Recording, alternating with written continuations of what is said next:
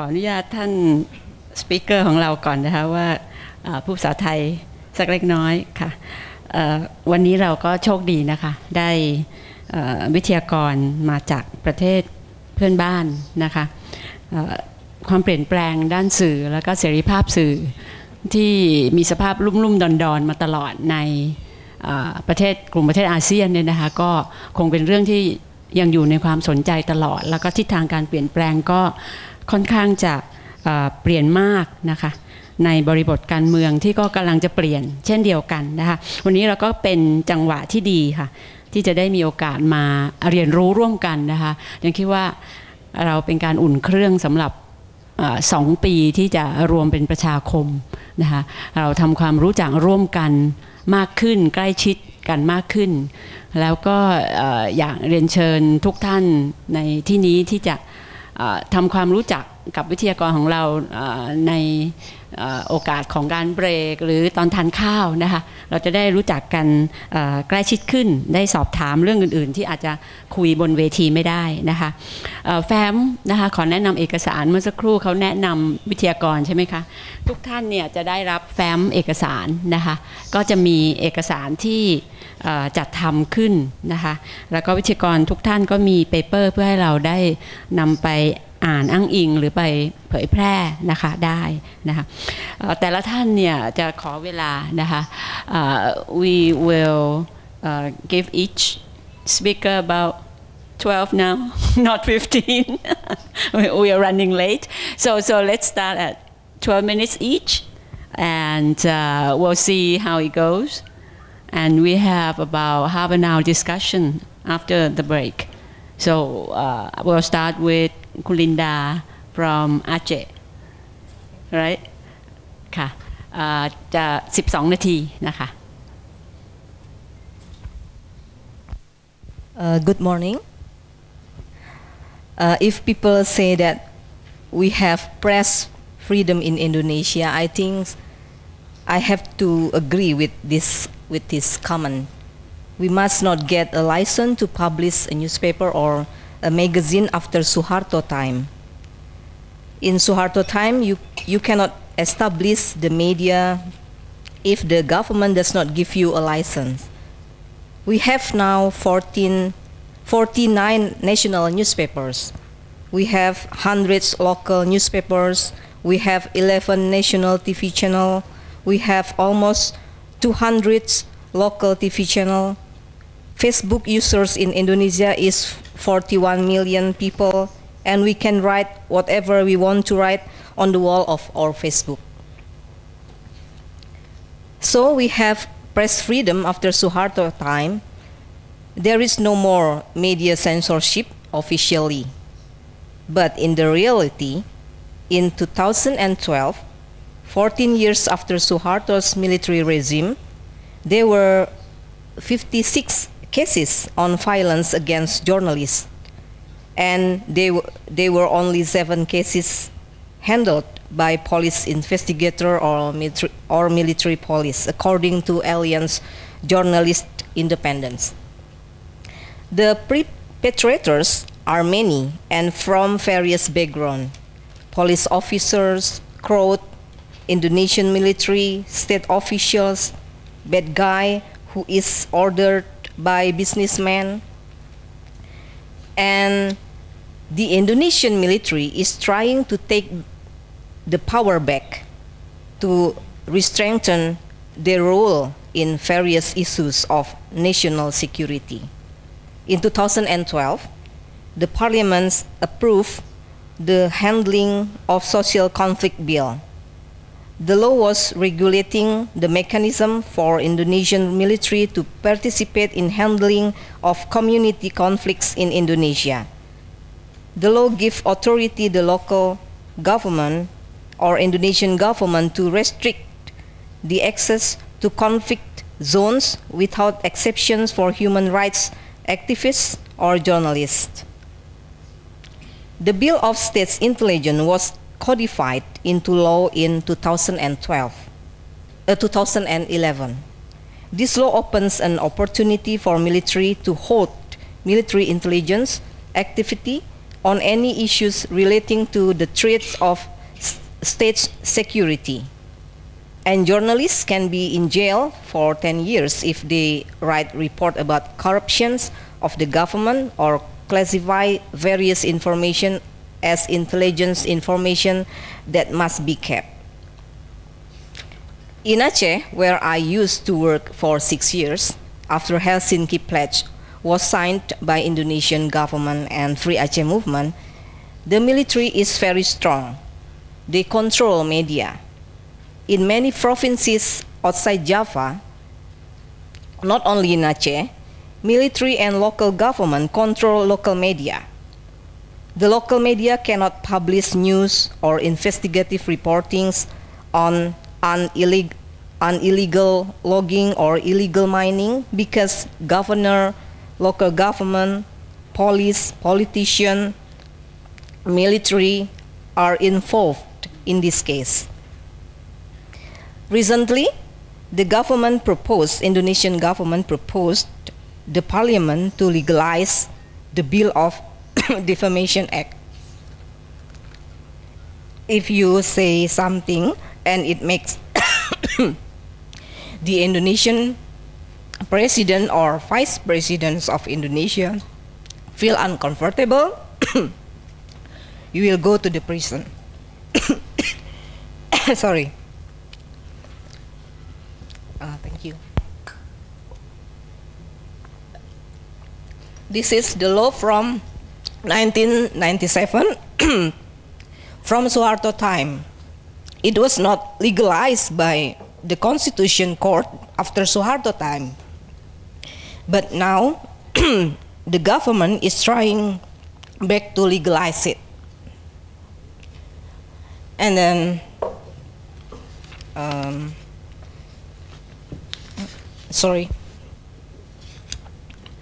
and then businessmen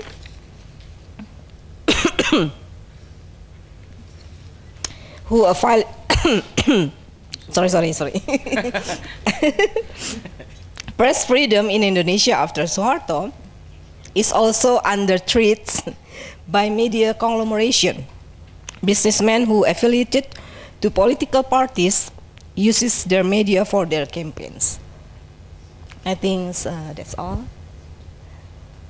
for the beginning. Thank you very much. Good morning.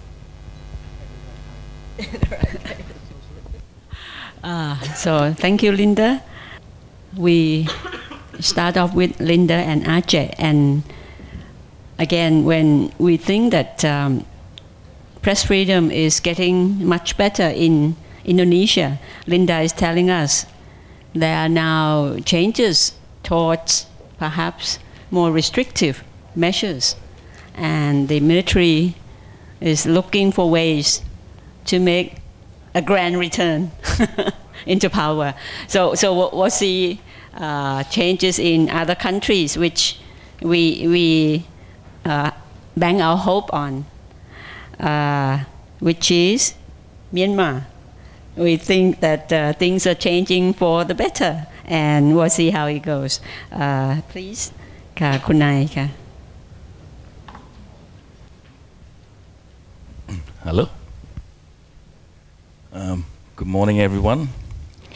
As Professor said, you might think things are changing a lot in Burma. At least during the last 2 years, you have had lots of news from Burma. Many of them are, in a way, good news compared to the last 24 years. You had lots of human rights violation in the ethnic area, brutal crackdown on the demonstrators. So compared to all these terrible news during the last 24 years, 2 years has been big change. Kind of have to admit. And for example, I myself have been in exile for 24 years, and I went back to Burma in February 2012, during last year. And that itself has a big change, and I was able to meet, including the government ministers, and we were able to interview government officials. And not only that, we had about 17 of our journalists who were arrested by the previous military regime. And they were sentenced to up to, some of them were 50 years, from 3 years to over 50 years imprisonment. And they were all released in January 2012. And most significantly, in fact, some of them, after they were released, 3 months later, some of them were inside the parliament, covering the parliament sections, interviewing some of the ministers who have put them in prison in the past. And of course, the changes in Burma will affect in the region as well. I'm sure the whole countries in the ASEAN region will be closely watching the situation in Burma. And especially by the end of this year, Burma will be hosting the SEA Games. And 2014, next year, Burma will be the chairman of the ASEAN. So there will be lots of interaction within the region.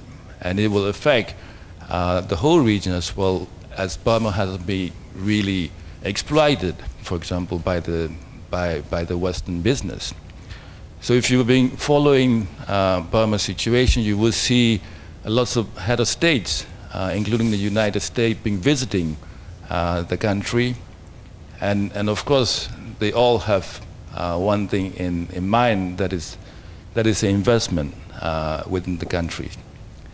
And one of the Japanese diplomats, in fact, last month told me that nowadays about 100 Japanese businessmen visiting Burma every single day if you go to the Rangoon airport. And the same with a lot of other Western business companies competing against each other, and also, of course, with the regional player like China, Thailand even, for example.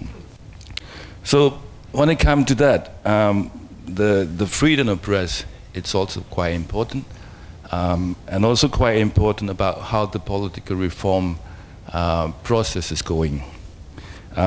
Firstly, I just want to touch on the media reform within the country, because that is kind of pay attention and quite obvious changes. Before the changes started, there were dozens of journalists in prison because of their writing in the local magazines and so on.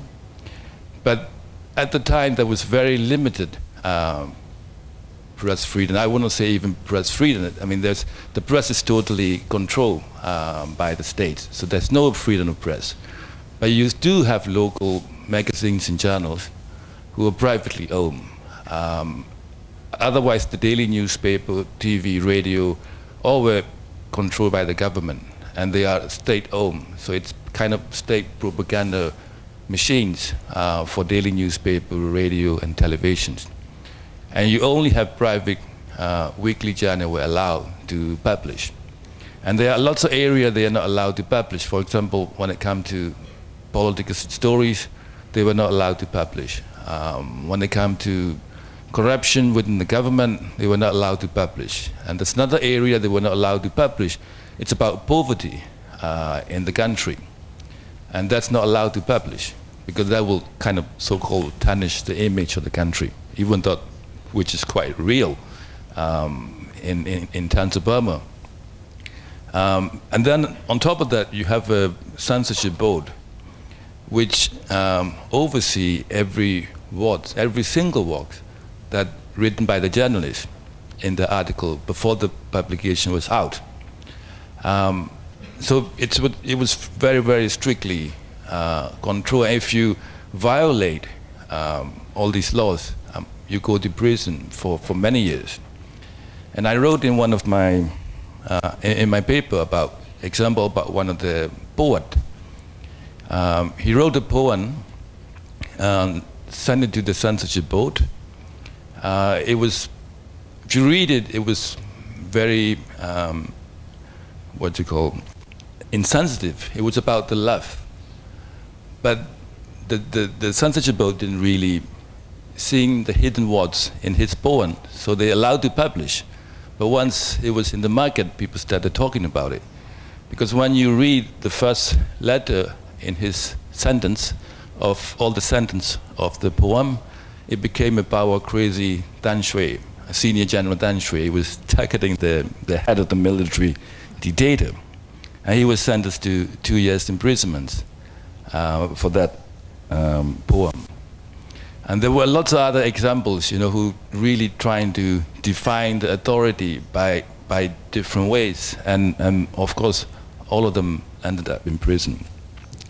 From that kind of situation, in 2012, last year, the new government abolished the censorship board in 48 years.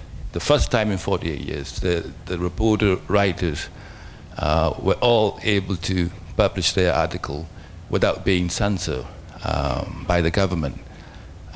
In Burma, it was not only, in fact, the government control the journalists, but they also control movie stars, musicians. Musicians also have to send their lyrics to the censorship board. Novelists also have to do the same. And all the movies were censored before it went out in the cinemas or even the videotape. You know, every single thing were censored, but that has been gone during the middle of last year. And the government also talked about introducing the new press law that's supposed to be sort of liberalize the press freedom in Burma. And for the first time in almost 50 years, they also allowed daily private newspaper. So on the 1st of April, there were 4 newspapers were published, daily newspaper, privately owned, in the first time in 40 years. But in total, there were about 16 daily newspapers were allowed to publish, and some of them will be coming out in May or in the near future. Having said that, there are, of course, some area stay off limit, even though there's no written law. That is, no journalist would touch about the military past human rights violation or the current human rights violation, or their corruption within the military, or their secret military projects. There was nothing in the law or nothing in the government directive that you can't write about it, but nobody will touch about it. And nobody will touch about the former military dictator, General Dan Shui, about his wealth, you know, about his past activities. These are the area like the journalists want to touch. And then when it comes to, just want to touch about also about the press law that coming out and introduced by the Ministry of Information in January. And the journalists are really criticizing the law. The law hasn't been passed by the parliament because the parliament postponed it to discuss. And one area in the law was about the licensing issue. You not only need to register when you want to publish, you will also need to get the license from the authority. And that license can be revoked if you violate some of the area, for example, like the article like tarnish the governments, or there's some area that would sort of create the religious tensions. But the Ministry of Information agreed to revise, and they've been also discussing with UNESCO's and other international press freedom body. And there is a very significant development that is, unlike in the past you cannot really talk to the government, you cannot really discuss with the ministries. But now a lot of things has changed, and they're listening to the criticism. They are agreeing to revise if there's a necessary change. For example, like I myself will be going to Burma this evening, and I will be also meeting with the Ministry of Information. We will be discussing more about the press freedom within the country. And then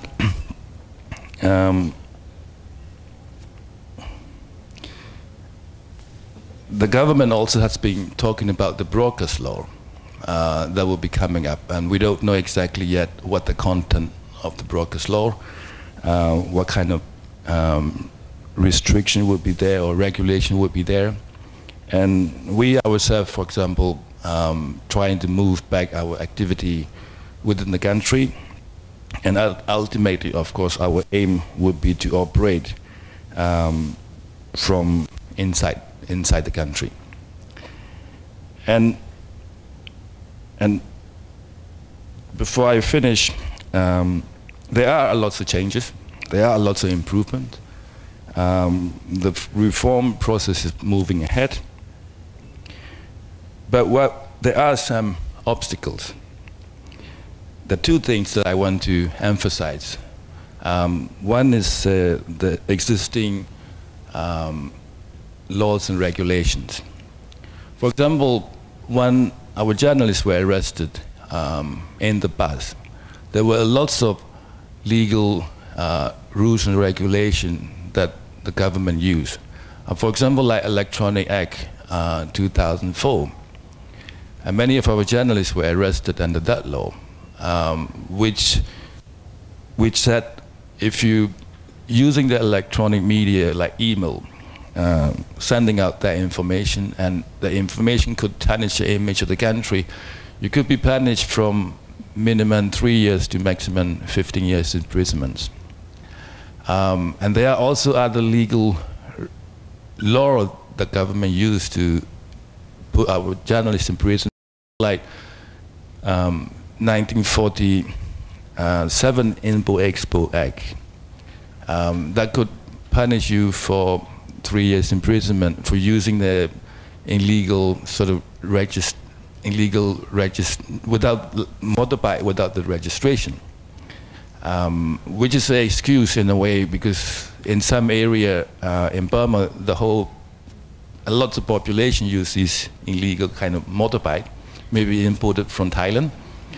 But if you don't do anything, it's no problem. But if you involve with politics, then you could use, yeah. So these laws are still there. So it means like if the government want to put you in prison, they still have all these tools to use it. But right now they don't just enforce all these laws. And that need to be changed. Otherwise the journalists or activists, politicians are still at risk. And then another one is the independent of the judiciary system. That need to be without the government control. That need to be independence, and the law need to be fair. So the press laws and all that, the thing, it's moving ahead, it's going to the right direction. But also we need to see all the legal system, the judiciary system has to be reformed at the same time. Thank you.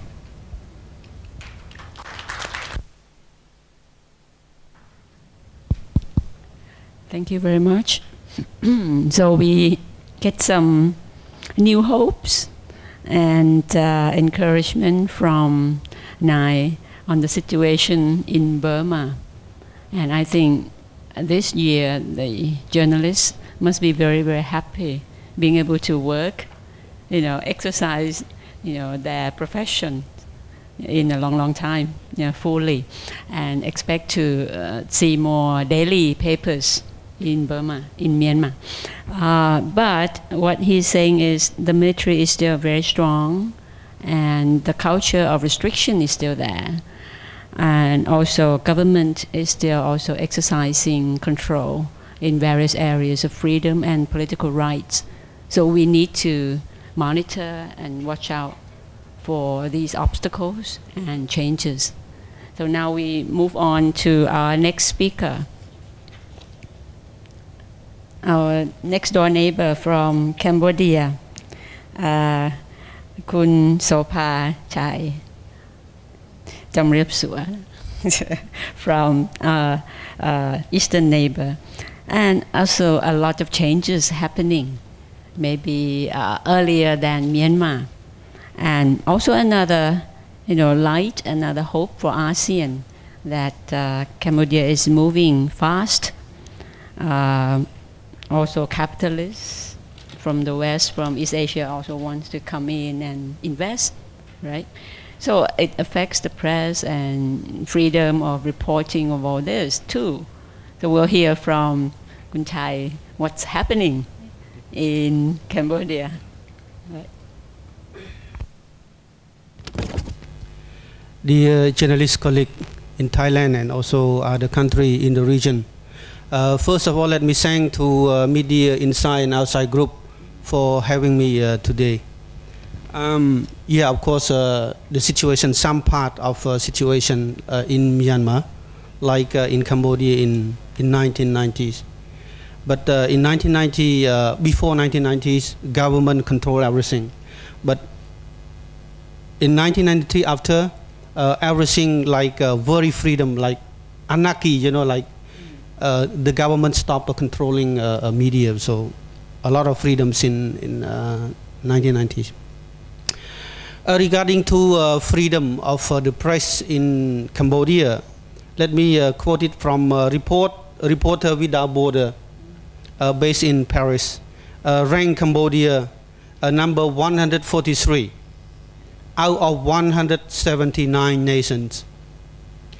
But it is number 3 after Thailand and Indonesia in ASEAN countries.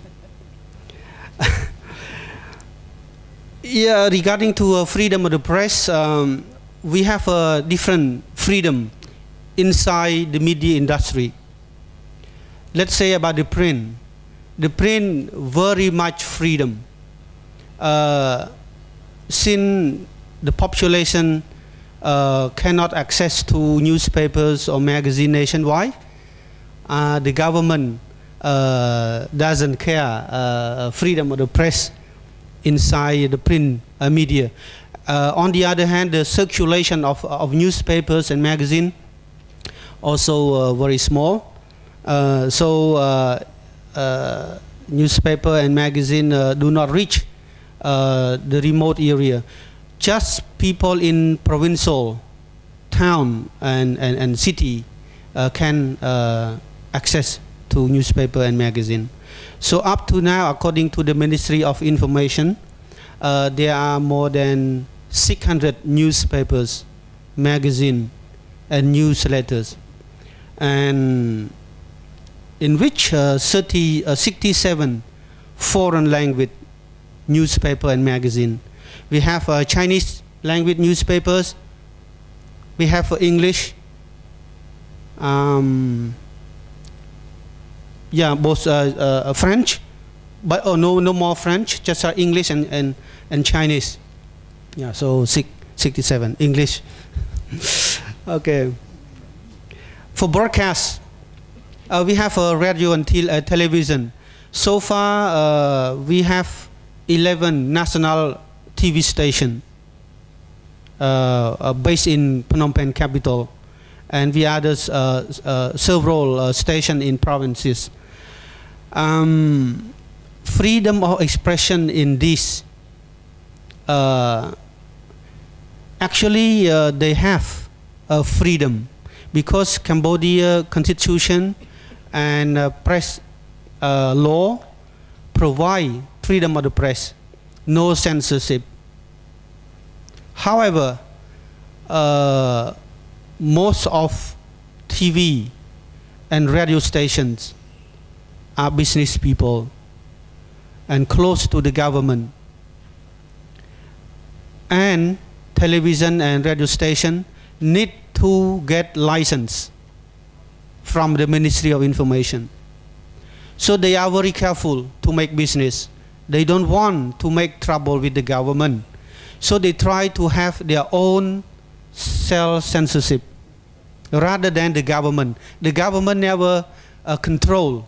At this time, the government under of Prime Minister Hun Sen no control the media, but the media themselves control themselves. For radio station, yeah, we have over 100 radio station nationwide. We also have a BBC Live Australia, ABC Australia in both Khmer and live from Sydney, BBC Live from London. We have FM, so we have Friend International channel from Paris. So we have live three live radio station from BBC, from ABC and French. At the same time, we have a Radio Free Asia based in Washington, Voice of America in Cambodian service, in Khmer service. These two radio stations buy airtime a few local radio stations in Phnom Penh and also provinces, so people can access to radio station. As I have mentioned earlier, that radio and television much controlled by themselves. But Radio Free Asia, Voice of America provide some freedom of voice to opposition parties. So it sounds a little bit great for freedom. News agency, we have several news agencies. We have ABC. We have AP, Reuters, and I used to work for Reuters for 10 years, about 9 years, nearly 10 years for Reuters.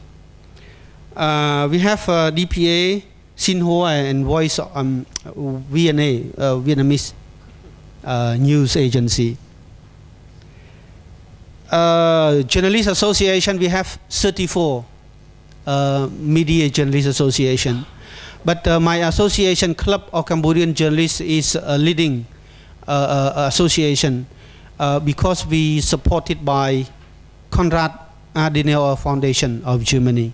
So we conducted a monthly roundtable discussion with diplomats, with politicians, with specialists, so different topics.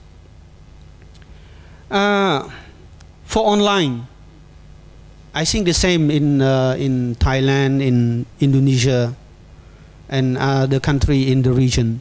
Very freedom, blogs, social media network. Facebook is very popular, so people can post everything they want. Just like here, this is I come to Thailand maybe 50 times, 50 times. But the second time, when Cambodia and Thailand had some issue, in 2002, after the attack at the Thai embassy in Phnom Penh, 3 months later, I came to Bangkok for media workshop and storm a question about the media situation around Thai and Cambodian relation. And today, again, front page of the Nation, and in the morning on Thai television, occupied by news over so, okay, fine. We are media people. We have to report what we learn from sources. So we try to stay in our middle. Okay, this is that's it for Cambodian side. Once again, I just say Cambodia freedom of the press. We have law and constitution provide, but the media themselves control carefully because they don't want to make trouble with the government as they gain license from the Ministry of Information of the government. Thank you.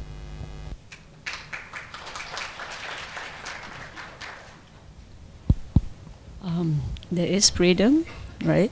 And many media outlets.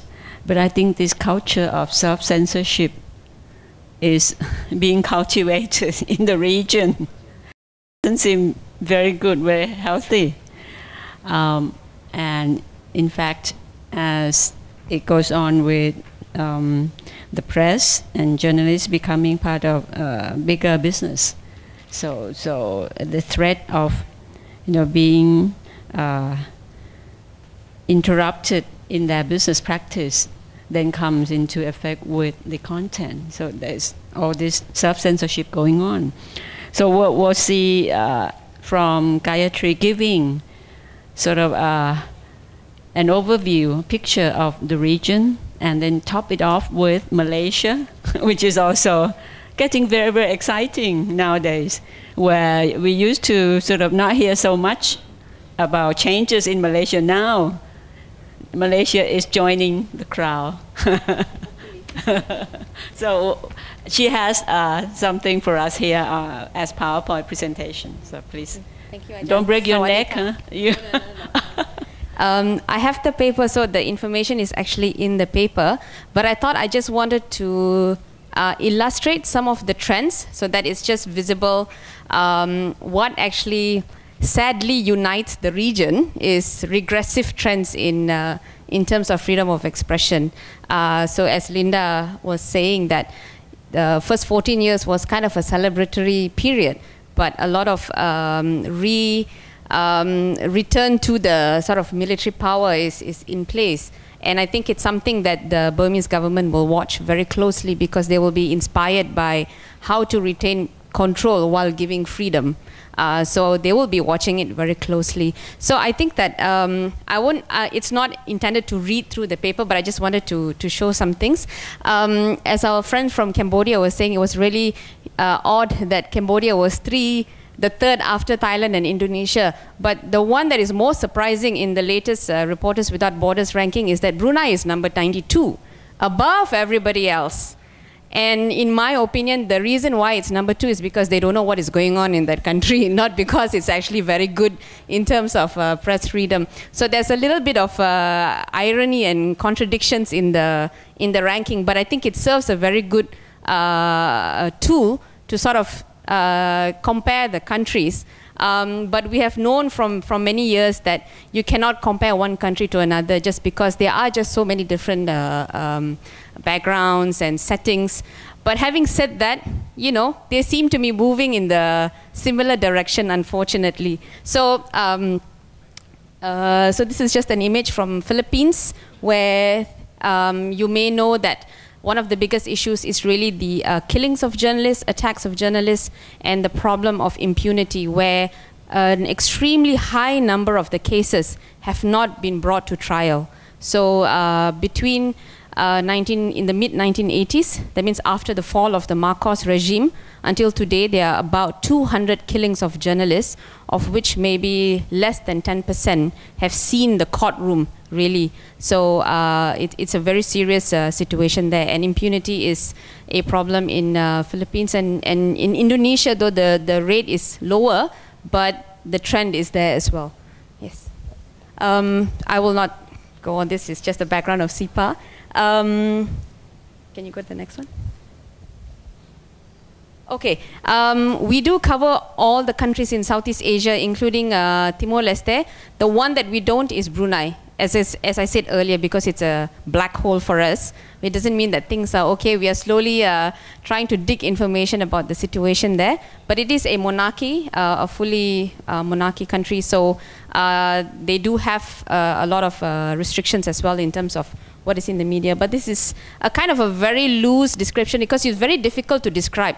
For example, you say Thailand, Philippines, Indonesia are the most democratic countries in Southeast Asia. But then when you start breaking it down on many levels, then you find there are challenges, particularly in terms of how the institutions are not strong enough to support some of these freedoms. So it's a bit difficult for us to say, yes, these are democratic, these are undemocratic. So one of the new terms that we have used is that aspiring democracies are Timor-Leste and Burma. Aspiring, not necessarily there yet.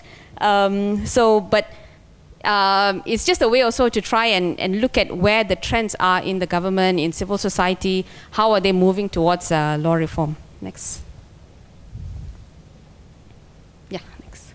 So what I've tried to do is to categorize the common challenges to media freedom and freedom of expression in the region. I highlighted Malaysia just because I will touch on it a bit later. But you will find that anything from violence to the use of laws in order to restrict expression, to censorship, either offline or online, to harassments, to what else is there? Yeah, the use of libel, treason. No one is alone. So it's like what, Liverpool, is it? You are not alone or something like that, you know? So in Southeast Asia, everybody has a buddy. You know, if we are violent, or we can look upon Philippines, oh, you guys are violent too, you know? So the sad situation is that it cuts across countries. The trend is there. You find, for example, in Vietnam, in Laos, in Malaysia, in Thailand, as I'm sure we will hear from Kun Pravit, the use of national security laws in order to curb expression, in order to say you can't discuss this. This is basically amounting to treason. And these carry very heavy criminal penalties. So it is not necessarily using the media law where they exist, but the use of other corresponding laws, framing those issues as actually national security. And in these cases, it is very difficult for the media or the bloggers or the individuals to defend themselves. More or less, when it comes to national security, it's a lost case for many individuals. So that's how a lot of states use non-media laws in order to curb expression or to control dissent. So that is something that we have definitely seen cutting across all the countries. Next. So I would say that the major, let me see if I can see from there, impunity, the legal constraints, control of the cyberspace, and I mentioned, I do go into detail in the paper to say that the online space is where we should be watching, because actually a lot of media companies, a lot of media outlets, traditionally the major mainstream ones have all also gone onto the online platform. So it's somewhere, it's a place where a lot of things are contested, and also a space where for now, not so controlled yet, which also means that the kinds of comments you get, the discussions are a little bit chaotic. But chaos is not bad. It is just that it worries a lot of the state governments. So I just tried to prepare a list of countries to say in which countries the state is fearful of the social media. So I have now 1, 2, 3, 4, 5, 6, 7 out of the 11 countries where it's guaranteed the state is very fearful of the social media spaces or the online spaces. Cross-ownership from Indonesia, we've also heard about the media conglomerates, a few individuals or few companies, and those that have strong political contacts that own the media, dominate the market. I'll show you very quickly later for Malaysia as well. It is also cutting across, something to watch for in Burma as well, because those with the resources will be the first ones in the market grabbing everything. Either they are pro-government or, you know, from the government or pro-government. And then the professional ethical standards. And sadly, sometimes these are cited as the reasons why the media is attacked, because they don't uphold ethical standards and justify violence against the media, which is a very dangerous thing to do. I will just flip through all of this. It's just some cases. I will leave the PowerPoint, so if anybody wants. It's actually a reflection of how the number of journalists who have been in court for criminal defamation and national security and breaking penal codes for covering corruption cases. So from Vietnam, Burma, Laos, Timor-Leste, Malaysia, a number of cases where it talks about corruption or environmental degradation, and they've all been faced with defamation and criminal defamation. So we can just examples. Just continue. So this is, yeah, continue. Okay, so that brings me into Malaysia. As Ajahn said, it's an interesting time. It's also a very, it's also a time where many people are saying, my God, we're even worse than Burma today. So the arguments are changing, you know. It's like, just yesterday I heard an opposition leader, because the government is using many tactics to make it difficult for the opposition parties to contest in the elections on May 5th. or using technicalities, using a lot of threats. So one of the opposition leaders say, you know, I don't think this even happens in Burma. We are worse than Burma, you know. So I'm not sure if that's a good thing or not, but that is the sense that people get. They see something happening in Burma where 7 years ago, one of the ministers said that, you know, we don't harass people. There's no violations of human rights in Malaysia because we are not like Burma. So that was a few years ago. So just a quick sense that in terms of the mainstream media, the common features are that it is basically politically controlled. There's a lot of ownership in terms of business, politics. I think you find it here in Thailand. There's no transparency. We don't know full details, who owns what. Censorship post-publication, calls, threats, you know, suspend your license, all that happens. So there's an annual licensing regime. And also we have very unique, maybe not, maybe it's the same as Vietnam and Laos, in that editors-in-chief are appointed by the ruling political party. So that's kind of like, you know, yay for us. Bias coverage, Bersih rally, which is the electoral reform rally, is one of the clearest examples of where it is not only bias, but it's also lies and manipulation, very clearly. And we do have media in many, many languages. English, Malay, the national language, Mandarin are the top selling media. And then you also have in Tamil. And then we also have in East Malaysia, the languages of the indigenous communities. And then we also have in Burmese, in Bangladeshi as well, because we have that many migrants in the country. So we do have many, many languages. So the mainstream media, I would say it's both online and offline. So that's the kind of environment in which they operate. Next one. So I know this is not clear, but it just shows there are actually about 3 or 4 companies that actually own most of the media across. So broadcasting, TV, production houses, you know, advertising. And then one of the biggest is actually timber tycoons who own the media, Chinese media, Hong Kong, Papua New Guinea. So we're kind of global as well. Logging money goes into the media in Malaysia. Next. And yeah. So in terms of the alternative, sorry, this should be alternative, not mainstream. In terms of alternative, I don't say it's online that is alternative. What is alternative is the way in which that media is run. So websites, blogs run by individuals or communities. And what we are seeing now is a return to newsletters, distribution of newsletters, because the credibility of the mainstream media has really taken a dip. So people are distributing newsletters. It's really old-fashioned, but it seems to be where some of the groups are heading. And of course, the use of social networking sites where it's dispersed. You don't see the kind of ownership. There's no gatekeeping. There's no editing. To me, that is alternative. So, and here is also dominated by English, Malay, and Mandarin. Mandarin is actually a very big component in the country. So this is an example of newsletters being distributed, run by individuals, volunteers. They just collect donations from people to run it. So it's sort of going a return to more community-based publication. Next. So yeah, basically we never had violence before. These days we do. And even the Human Rights Commission has said that the police acted very violently and unreasonably in the mass demonstration last year, where journalists were also harmed and targeted because they all had their tags, they were all wearing their vests, and they were actually targeted by the police. So even the Human Rights Commission found that. So there is also now violence against the media, not as bad as killings, but this is always an indication of a start. So if this is not stopped now, it will grow into what is happening in Philippines, in Indonesia. Censorship still continues. The last part of the paper that I wrote was that we are having the elections on the 5th of May. There's a very strong chance of a strong contest by the opposition parties.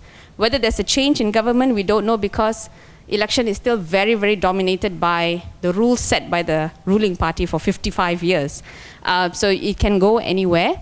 But I said that the mainstream media, the ones that have been there for many, many years, are not ready to change, because they've had the opportunity in the last 5 years to change because of the dip in public confidence.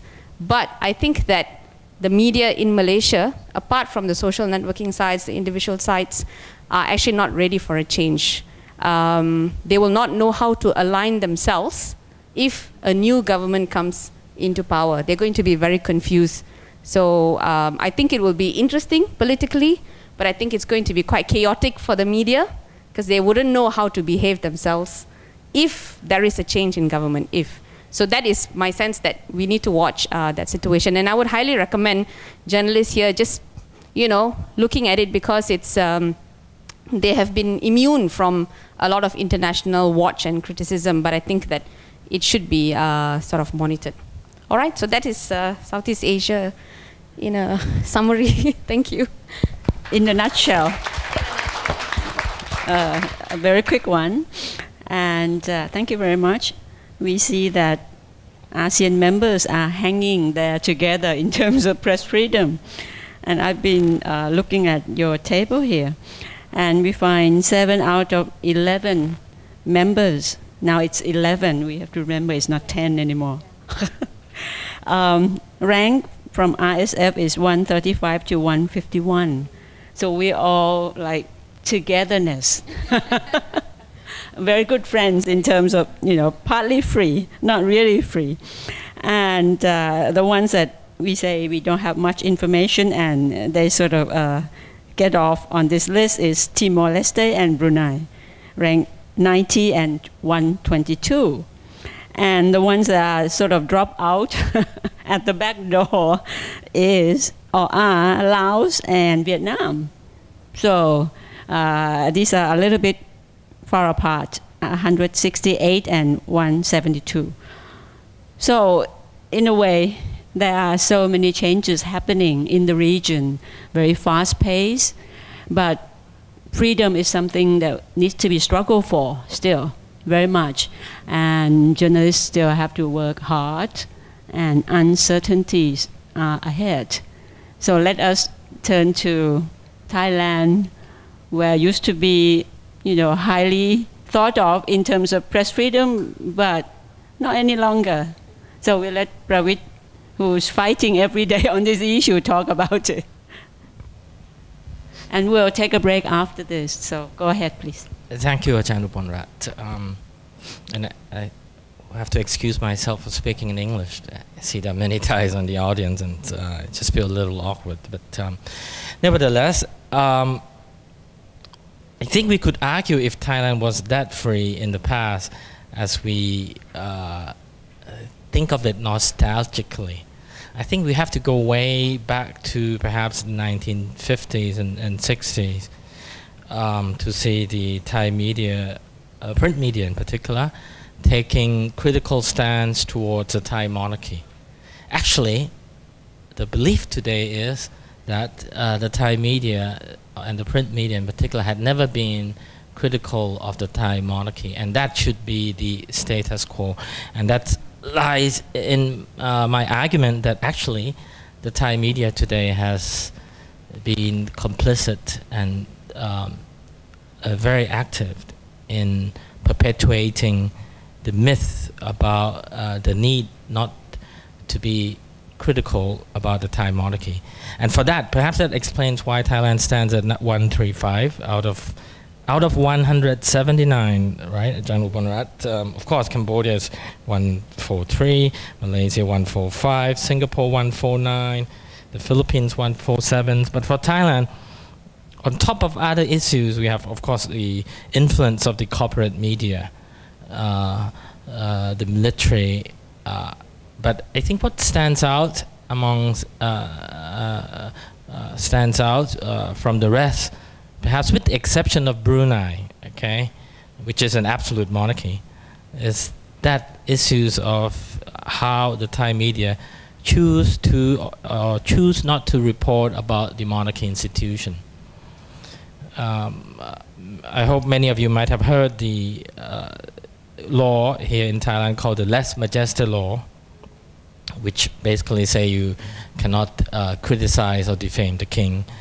The Less Majesty Law in Thailand is not only the harshest in the world, with the minimum penalty of 3 and maximum penalty of 15 years imprisonment, but from my point of view is one of the most barbaric and anti-democratic law in the world. Okay, it's the harshest of its kind.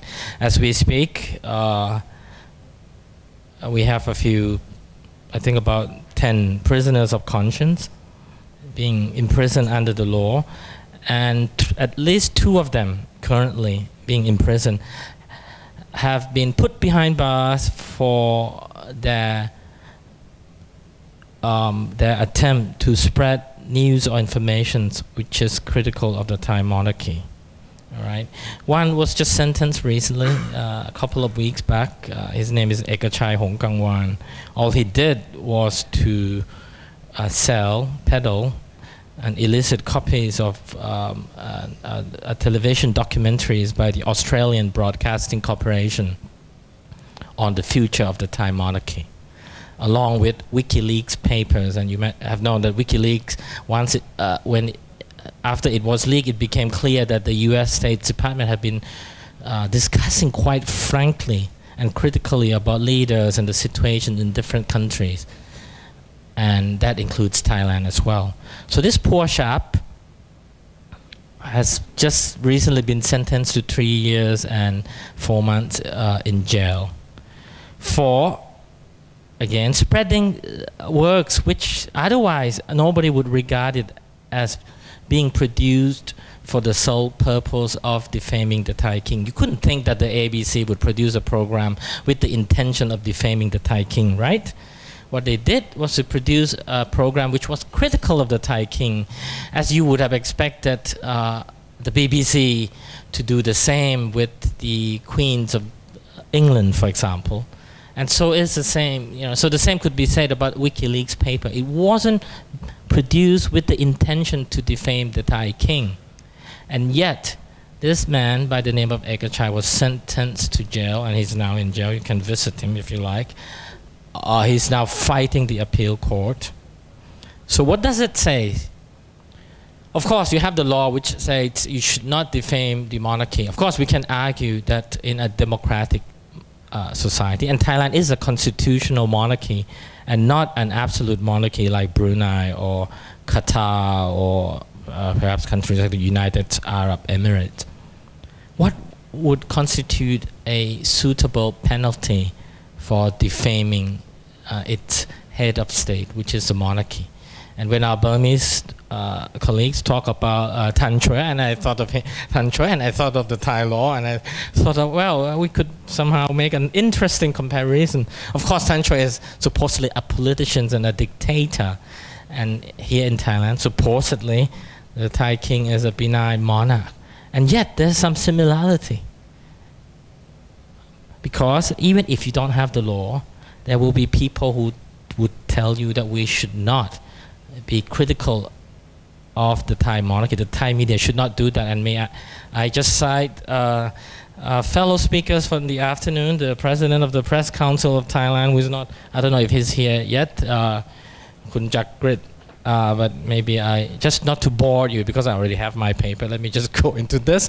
Kun Jakrit wrote on the back page, page 6, about, okay, and I'm translating this from Thai to English, and this will be presented on this forum, this afternoon, regarding the presentations of news which has to do with the monarchy institution. And he said, the matter, and I opened the quotation, is highly sensitive and affects the feelings of a widespread sector of society, or the society at large, if any news regarding the monarchy are not being presented or are being presented without carefulness. This, he said, okay, will not only lead to legal prosecution under the law, but will bring about the damage in Thai society in terms of rife, division in Thai society. So I think it's a clear instruction, end of the quote, as to what one should do regarding the Thai monarchy. Ekachai is not alone. as we speak, another man by the name of Somyot Pruksa Kasem Suk, an editor of a red shirt magazine called Voice of Thaksin, has been languishing in jail for over a year. All he did was, he was sentenced to jail as an editor of 2 articles which was written as a semi-fiction, all right, but judged by the judges as being an offense against the Thai monarchy. And he testified that the 2 articles was written by someone else who is probably not, and I think that's the case. And nevertheless, as an editor, he was sentenced to jail for 10 years. And he's now serving his, I think has been denied bail since he was fighting his case for, I think, 12 times. And after he was sentenced, he has been denied bail again, although he's still fighting in the appeal court. So that's a Thai situation. And I agree with Gayathry. You know, sometimes I look at Burma and I think maybe Burma has more hope. Of course, there are problems that I recognize. I don't see it as, you know, a beacon of freedom of expression, but things are moving in a positive direction. While in Thailand, I regret to say that things are actually moving not in a positive direction. Not just about the law, but given the fact that due to the health of His Majesty the King and the advanced age of His Majesty the King, this very factor has led many Thai ultra-royalists to become even more insecure, and they wanted a harsher crackdown on anyone who would even talk about anything mildly critical about the Thai monarchy. So here we can't really talk honestly and critically about the succession of the throne, for example. Although His Majesty the King is 84 and even the Crown Prince is 60, we just have to say no comment. If I comment more, I could go to jail. Okay? On the audience, this morning I recognized there was one young Thai journalist, and not from Prasha Thai, not to get Prasha Thai involved, and not from the Nation or any of the nation's groups of newspaper. But I heard that this one journalist whom I happen to know was invited by the Foreign Correspondent Club of Thailand last month to speak, and he wanted to speak about press freedom and the lèse majesté law, and yet his newspaper, the editor, told him not to. So he can't speak. But the man was desperate.